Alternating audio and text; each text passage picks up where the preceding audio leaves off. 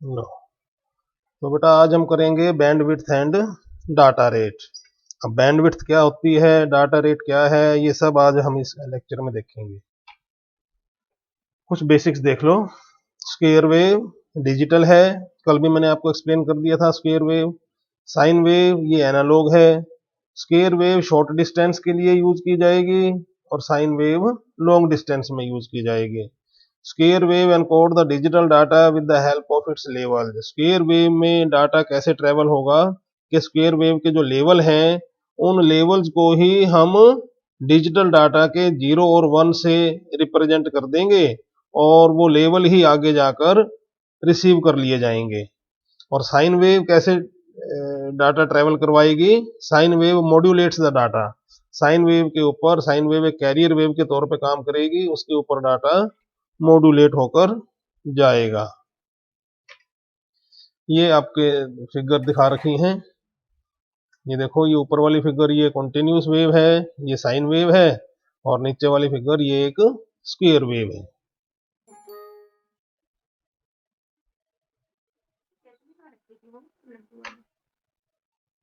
ये पढ़ी। हाँ जी, बोल रहे हो कुछ? अब सिग्नल देखो, सिग्नल क्या होता है। Each analog signal is made up of various sine waves. अब ये बहुत इंपॉर्टेंट पॉइंट है इसमें कि जो हम सिग्नल यूज करेंगे ना ट्रांसमिशन के लिए, वो सिग्नल बेसिकली एनालॉग सिग्नल है। वो analog signal is made up of various sine waves. वो बहुत सारी साइन वेव्स को कंबाइन करके वो सिग्नल तैयार किया गया है। ये बहुत अच्छी इसकी एक कंस्ट्रक्शन ब्यूटी है, वो आप देखो। These sine waves are of different frequencies. वो जो बहुत सारी साइन वेव हमने जोड़ दी, वो साइन वेव सारी की सारी अलग अलग फ्रीक्वेंसी की साइन वेव्स हैं। The frequency of each sine wave is integral multiple of A base frequency. वो जितनी भी साइन वेव्स हैं वो सारी की सारी, उनकी जो फ्रीक्वेंसीज हैं सभी साइन वेव्स की, वो किसी एक फ्रीक्वेंसी के मल्टीपल में हैं। किसी एक फ्रीक्वेंसी के मल्टीपल में है वो सारी frequencies. When we add all these sine waves then the signal takes the shape of a square wave. ये बहुत इंपॉर्टेंट है पॉइंट कि जब हम उन सारी साइन वेव्स को ऐड अप कर देंगे, जोड़ देंगे, तो उनकी शक्ल एक स्क्वायर वेव जैसी बन जाएगी। आगे की फिगर में मैं आपको दिखाऊंगा। Actually we transmit a signal after making it like a square wave. कि हम जो सिग्नल ट्रांसमिट करते हैं वो सिग्नल स्क्वायर वेव की फॉर्म में बनाकर ही उसको ट्रांसमिट करते हैं। मतलब कि सिग्नल को ट्रांसमिट करने से पहले हम कई जो साइन वेव्स हैं उनको हम ऐड करेंगे, और ऐड करने के बाद जो भी शेप आएगी, उसकी स्क्वायर वेव वाली शेप आएगी, उसको हम ट्रांसमिट करेंगे। फिगर देखो। अब इसमें दो साइन वेव दिखा रखी हैं आपको। ये ऊपर वाली साइन वेव है, इसकी फ्रीक्वेंसी सपोज करो f1 है। ये f1 फ्रीक्वेंसी है इसकी, जो भी है फ्रीक्वेंसी। और ये नीचे वाली साइन वेव है, इसकी फ्रीक्वेंसी 3f1 है। अब 3f1 वाली फ्रीक्वेंसी की ये साइन वेव है। इसमें देखो कि एक कंप्लीट साइकिल, ये तो 0.5 है और ये 1 है। मतलब एक कंप्लीट साइकिल, ये जो बड़े वाली साइन वेव, इसमें एक साइकिल कंप्लीट करती है इतने टाइम में, एक यूनिट टाइम में। उतने ही यूनिट टाइम में ये वाली हाई फ्रीक्वेंसी वाली साइन वेव कितने साइकिल कंप्लीट कर लेगी? 3 साइकिल कंप्लीट कर लेगी। ये देखो, ये यहां से शुरू हुई, यहां पर एक साइकिल कंप्लीट हो गया, यहां से यहां तक दूसरा साइकिल कंप्लीट हो गया, और यहां से यहां तक तीसरा साइकिल कंप्लीट हो गया। 3 साइकिल कंप्लीट हो गए। अब हमने इन दोनों साइन वेव्स को ऐड करना है। ऐड करने के बाद देखो हमारी ये ऐसी ऐसी वेव बन जाएगी। मतलब कि ये वाली वेव जो बनी है, रिजल्ट वेव, ये सिग्नल की वेव बनी है। ये सिग्नल है, इसको हम सिग्नल बोलेंगे। तो सिग्नल कैसी फॉर्म लेने लग गया? एक स्क्वायर वेव की फॉर्म लेने लग गया। ये देखो, साइन 2 पाई f1t प्लस 1/3 साइन 2 पाई 3f1t। तो ये इसने यहां पर हमने दोनों वेव्स को ऐड अप कर दिया। ऐड अप करने के बाद जो रिजल्ट सिग्नल बना वो एक स्क्वायर वेव टाइप का सिग्नल हमारे पास आ गया। Add more, get pure.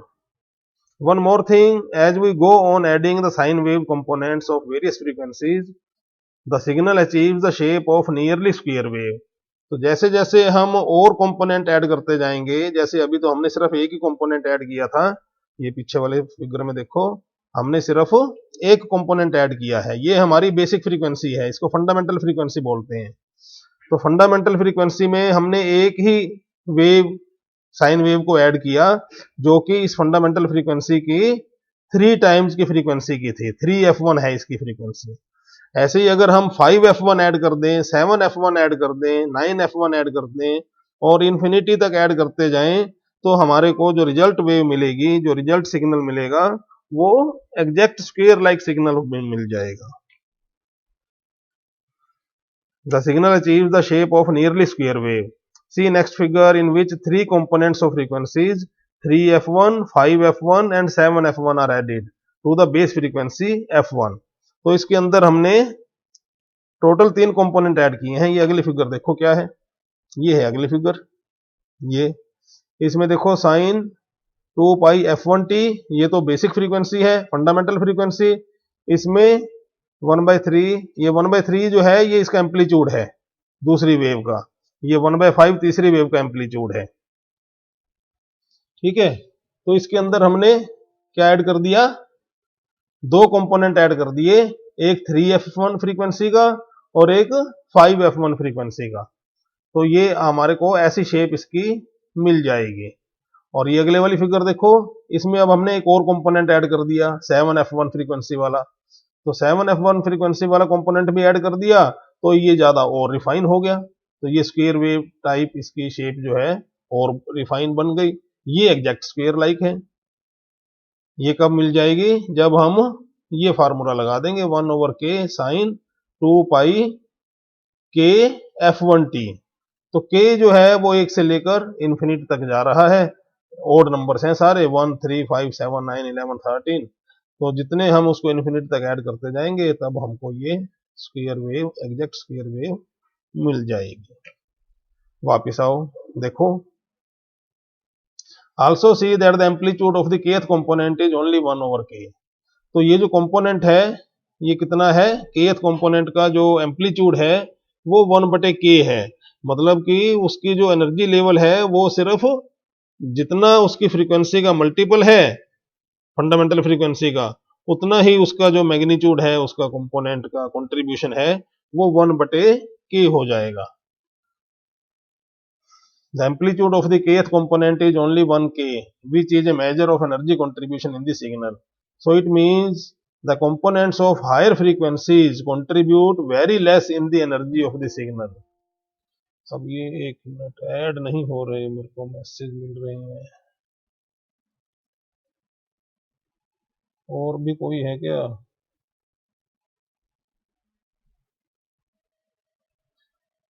Hello, और है कोई ऐड होने के लिए?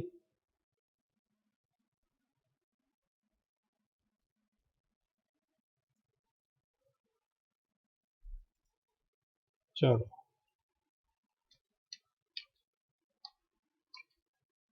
ये था। So it means the components of the higher frequencies contribute very less in the energy of the signal. That is why we take only first 2 or 3 components. तो सिर्फ पहले 2 या 3 components ही हम इसमें लेते हैं। ये आपको फिगर मैंने समझा दी। अब स्पेक्ट्रम ऑफ ए सिग्नल देखो क्या होता है। Here we see that the frequency of the signal is same as base frequency। कि जो सिग्नल की फ्रीक्वेंसी है, ये देखो पीछे वाली फिगर में देखो, इसमें ये सिग्नल की फ्रीक्वेंसी थी ये वाली। अब ये सिग्नल की जो फ्रीक्वेंसी है वो उतनी ही सेम ही है जितनी की ये बेस फ्रीक्वेंसी थी, फंडामेंटल फ्रीक्वेंसी। ये बेस सिग्नल की जितनी फ्रीक्वेंसी थी उतनी ही रिजल्ट सिग्नल की फ्रीक्वेंसी आई है। ये बेसिक कंपोनेंट है, ये ऐड होने वाला कंपोनेंट है और ये रिजल्ट सिग्नल है।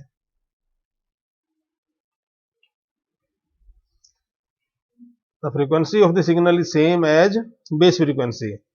This base frequency is called as fundamental frequency. उस बेस फ्रीक्वेंसी को क्या बोलेंगे, फंडामेंटल फ्रीक्वेंसी बोलेंगे। Now the spectrum of the signal is the range of the frequencies that is it is made up of.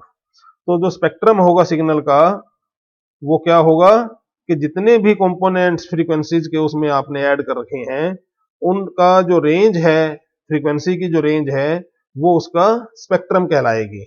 For example, the spectrum of the signal in previous diagram is f1 to 3f1। ये था। इसकी frequency f1 है, इसकी frequency 3f1 है, तो signal की spectrum कितना हो गया, f1 से लेकर 3f1 हो गया। अब बैंडविड्थ देखो, bandwidth of a signal, it is the width of the spectrum. For example, in the previous example, the bandwidth of the signal is 2f1. 2f1 कैसे आया कि जो स्पेक्ट्रम था वो था 3f1 से लेकर, मतलब f1 से लेकर 3f1 था। एक मिनट, कोई और आया है,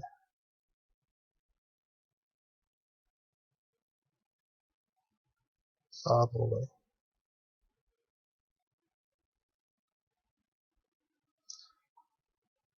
चलो ऐसे ही पढ़ा देता हूं। तो बैंडविड्थ जो है वो उसकी कितनी हो जाएगी, 2f1 हो जाएगी।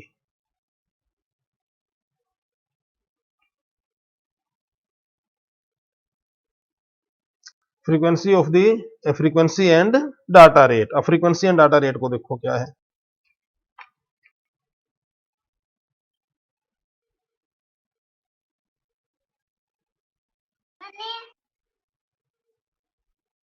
ये फ्रीक्वेंसी एंड डाटा रेट।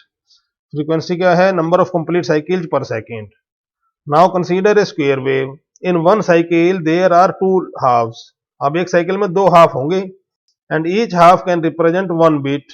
तो अब हर हाफ को हम एक बिट से रिप्रेजेंट कर सकते हैं।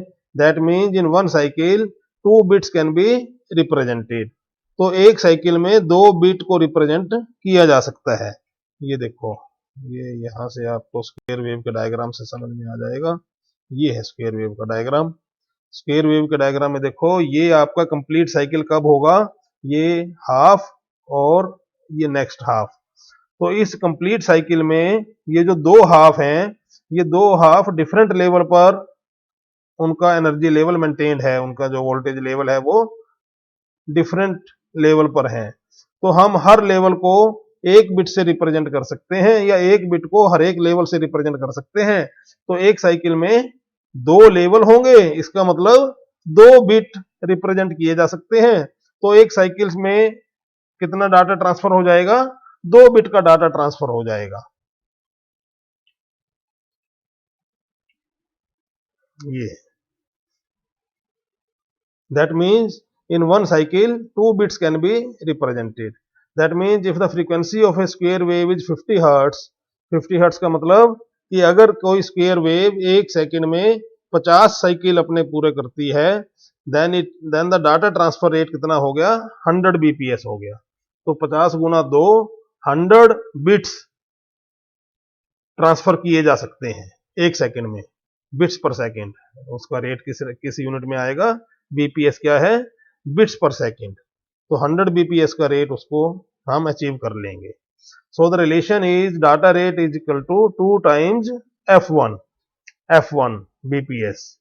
तो डाटा रेट क्या हो गया, फार्मूला क्या बन गया, डाटा रेट जो होगा वो जितनी फ्रीक्वेंसी है आपके सिग्नल की, उस फ्रीक्वेंसी का डबल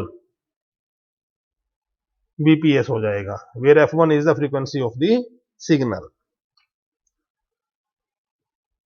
अब ट्रांसमिशन मीडिया का भी रोल है कुछ, ये जो है ना सारा ऐसे ही नहीं है, ट्रांसमिशन मीडिया की ही समस्या है सबसे बड़ी। तो so one restriction in using A bandwidth is put by the transmission medium which is used.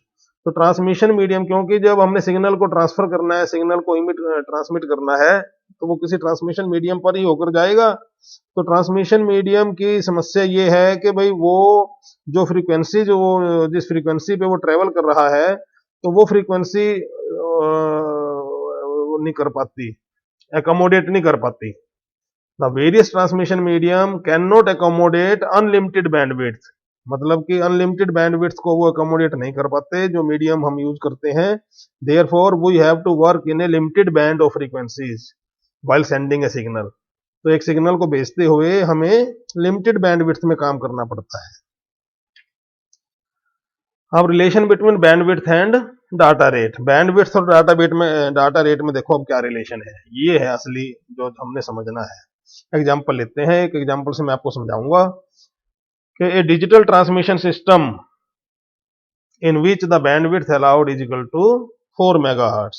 एक डिजिटल ट्रांसमिशन सिस्टम है डिजिटल ट्रांसमिशन का मतलब क्या हुआ कि एक स्क्वायर वेव जनरेट हो रही है और उनकी स्पीड कितनी है, उनका जो बैंडविड्थ कितनी है, 4 मेगाहर्ट्ज की बैंडविड्थ अलाउड है कि उस मीडियम के ऊपर 4 मेगाहर्ट्ज से ज्यादा का फ्रीक्वेंसी अलाउड नहीं है। Here we are given a bandwidth and we want to find the data rate that can be achieved. तो बैंडविड्थ हमें दे रखी है और हमने डाटा रेट निकालना है। Now to make the signal square like, अब ये स्क्वेयर लाइक सिग्नल बनाना, ये हमारा देखो यहाँ पर हमारा जो होमवर्क है, अब क्या होगा कि हमको जो सिग्नल है, क्योंकि हमने वो डिजिटल डाटा ट्रांसमिट करना है, 0101 ट्रांसमिट करने हैं, तो 01 किस में ट्रांसमिट होंगे भैया, 01 तो स्क्वेयर वेव की फॉर्म में ट्रांसमिट होंगे। To make the signal square like we will have to use many components of various frequencies. तो अब हमें उस जो सिग्नल को, जो कि बेसिकली साइन वेव है, हार्मोनिक सिग्नल है, उसको हमें स्क्वेयर वेव लाइक सिग्नल बनाना पड़ेगा। और उसको बनाने के लिए हमने पीछे देखा है कि अभी हमें वेरियस कंपोनेंट्स की फ्रीक्वेंसीज के, डिफरेंट फ्रीक्वेंसीज के जो वेरियस कंपोनेंट्स हैं, उनको हमें ऐड करना पड़ेगा। And the allowed bandwidth means, अब ये 4 मेगाहर्ट्ज की जो बैंडविड्थ दे रखी है, इसका मतलब क्या हुआ, means that we have to use various components of the signal in such a way that the range of frequencies remain 4 megahertz। कि अभी जो जितने भी कंपोनेंट हम लेवें, उनकी जो रेंज है वो 4 मेगाहर्ट्ज के अंदर ही रहनी चाहिए। अब देखो, सपोज वी टेक 2 कंपोनेंट, अब हम सपोज करो 2 कंपोनेंट यूज करते हैं। कौन कौन से कंपोनेंट हैं, 3f1 और 5f1। 2 कंपोनेंट हमने सिग्नल में यूज किए और उनको हमने ऐड कर दिया। किसमें ऐड किया, फंडामेंटल फ्रीक्वेंसी वाला कंपोनेंट कौन सा है, f1 है। Then what should be the fundamental frequency f1 be, तो f1 की फ्रीक्वेंसी क्या निकलनी चाहिए, it calculates out that it should be 1 megahertz. 1 megahertz आ जाएगी। कैसे आएगी, फार्मूला देखो क्या है कि 5f1 जो मैक्सिमम रेंज है ना, जो रेंज वो कह रहा है भी, रेंज जो है वो 4 मेगाहर्ट्ज के अंदर रहनी चाहिए। तो रेंज कितनी आई कि कौन सा कंपोनेंट हाईएस्ट फ्रीक्वेंसी कौन से कंपोनेंट की है, 5f1 है हाईएस्ट फ्रीक्वेंसी वाला कंपोनेंट, और लोएस्ट फ्रीक्वेंसी किसकी है, फंडामेंटल फ्रीक्वेंसी है, 1f1 है। तो 5f1 माइनस 1f1 ये कितना होना चाहिए, 4 मेगाहर्ट्ज होना चाहिए। तो f1 कितना निकल गया, 1 मेगाहर्ट्ज आ गया f1। मतलब f1 जो बेसिक फंडामेंटल फ्रीक्वेंसी है वो 1 मेगाहर्ट्ज की होनी चाहिए। सो द डाटा रेट कितना बन जाएगा, डाटा रेट जो है फ्रीक्वेंसी का डबल होता है, तो 2 mbps की डाटा रेट आ जाएगी। तो हमें इस तरीके से 2 mbps का डाटा रेट मिल गया। कब मिला, जब हमने 3f1 और 5f1 वाले 2 कंपोनेंट की मदद लेकर उस सिग्नल को स्क्वायर वेव लाइक बनाया है। अच्छा, अब देखो कि भाई मैं अगर 2 की बजाय 3 कंपोनेंट ले लेता हूं think what happens if I take first 3 components 3f1, 5f1 and 7f1।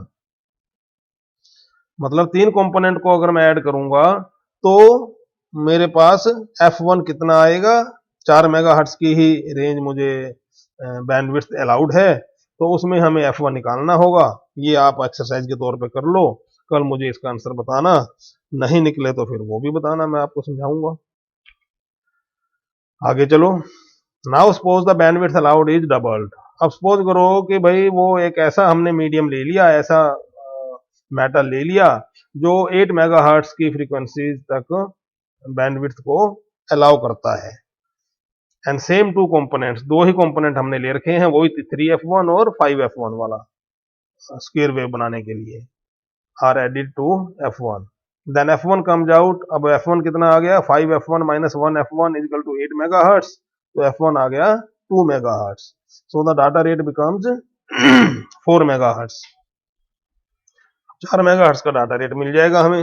It means doubling the bandwidth doubles the data rate. Bandwidth को डबल कर दोगे तो डाटा रेट भी हमारे को डबल मिल जाएगा। ये सिंपल सा रिलेशन हो गया। Higher data rate.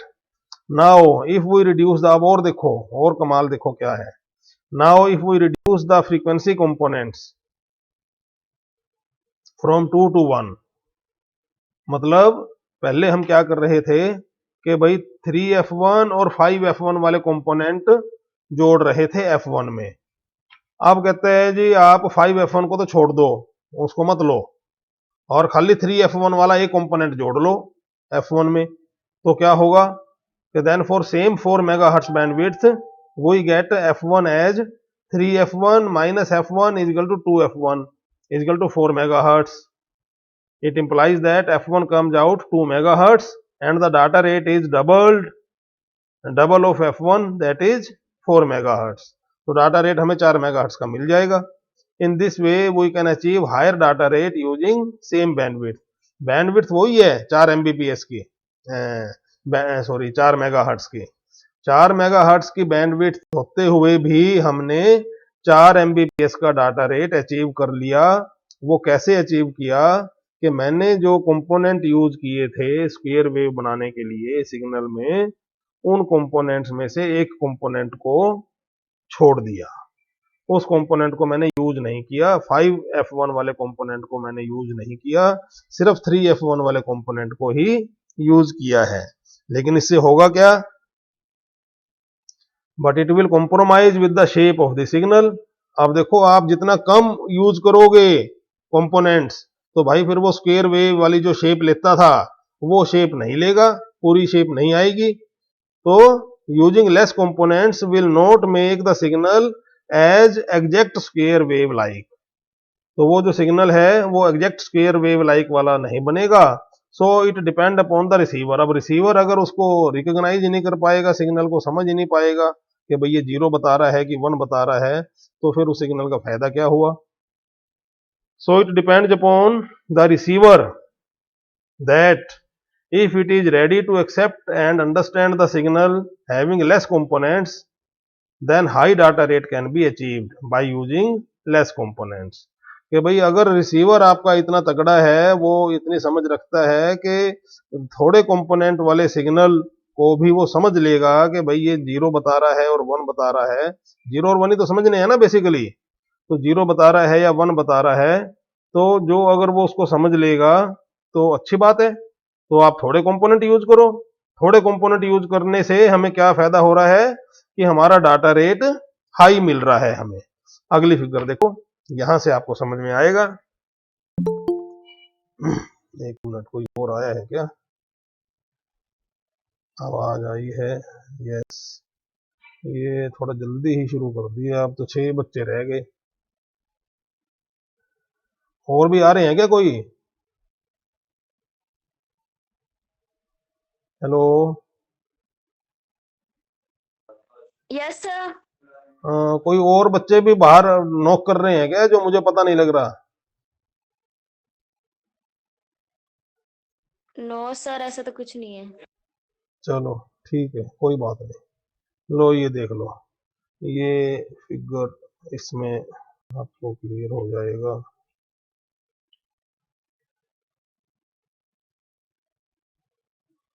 Bandwidth, frequency, transmission, relation, example, higher, explanation, ये है। अब ये देखो, इसके अंदर आपको समझ में आएगा कि भाई आप कितनी बैंडविड्थ का सिग्नल यूज कर रहे हो। ये है बिट रेट 2000 बिट्स पर सेकेंड, ये है बिट रेट। अब ये एक्चुअल में ये बिट्स भेजने हैं आपने, और 2000 बिट्स पर सेकंड का इनका भेजने की स्पीड हमें दी हुई है कि भाई 2000 बिट्स पर सेकंड के रेट से ये बिट जनरेट हो रहे हैं और हमने इनको ट्रांसमिट करना है। तो पल्स आफ्टर ट्रांसमिशन, अब वो जो पल्स बनेगी ट्रांसमिशन होने के बाद, वो देखो कि ये ऐसी ऐसी शेप आएगी पल्स की। अगर हम बैंडविड्थ 500 हर्ट्ज की यूज करेंगे, तो 500 हर्ट्ज की बैंडविड्थ यूज करेंगे तो हमारी शेप 2000 बिट्स का डाटा भेजने के लिए ऐसी शेप रहेगी। अगर हमें बैंडविड्थ हमें 900 हर्ट्ज की मिल रही है तो हमारी शेप ऐसी रहेगी। बैंडविड्थ अगर 1300 हर्ट्ज की मिल रही है तो ये देखो, ये इसमें तो हमें थोड़ी थोड़ी मिल गई सही शेप। है, बैंडविड्थ 1700 की मिल रही है अगर, तो 1700 की मदद से हम ऐसी शेप का डाटा भेज देंगे।